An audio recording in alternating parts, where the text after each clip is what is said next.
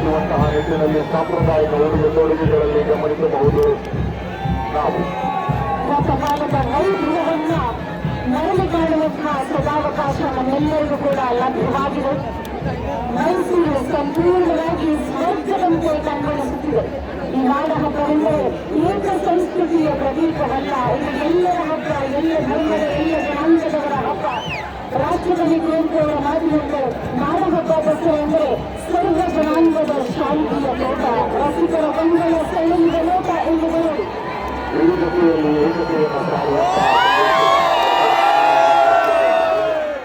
ಇಡೀ ಭಾರತ ದೇಶದ ಹೇಗೆ ಪ್ರಜಾಪ್ರಭುತ್ವಕ್ಕೆ ಹೆಸರುವಾಸಿಯೋ ಅಂತೆಯೇ ಸಾಂಸ್ಕೃತಿಕ ನಗರಿ ಮೈಸೂರಿನಲ್ಲಿ ಲೇಡೀಸ್ ಇಂಡಿಯಾ ನಿಮಗೆ cultural capital of Karnataka Mysuru.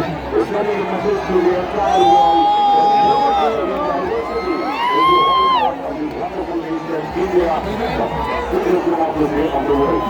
The Rashtriya of Samajwadi Party carries and caters to all situations.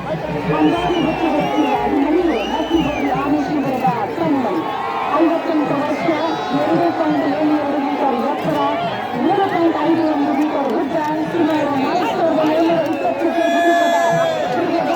Abhimanyu ಮುಖ್ಯಮಂತ್ರಿಗಳ ಪದಕ ಪಡೆದಿರುವ ಮಾಂತ ವಸಂತ್ ಜಯಸ್ಸು 15 ಮೀಟರ್ ಅವಿನಾಭಾವ ಸಂಬಂಧ.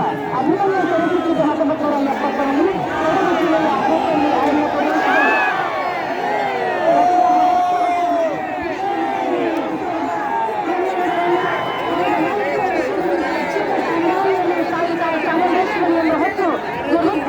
ಸಾಗಿ ಸಂಪನ್ನಗೊಳಿಸಿದ ಕೀರ್ತಿವಂತ ನನ್ನ ಹೆಮ್ಮೆಯ ಅಭಿಮನ್ಯುವಿನ ಎರಡಲ ಭಾಗದಲ್ಲಿ ಹಿರಣ್ಯ ಮತ್ತು ಲಕ್ಷ್ಮಿ ನಡೆದು ಬರುತ್ತಿದ್ದಾರೆ.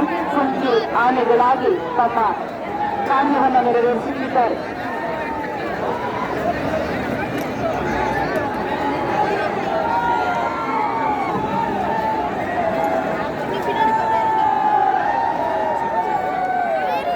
ಎಲ್ಲ ಕಡೆ ಹರ್ಷೋದ್ಗಾರ ಮೊಳಗುತ್ತಿದೆ, ಜಯಕಾರ ಮೊಳಗುತ್ತಿದೆ.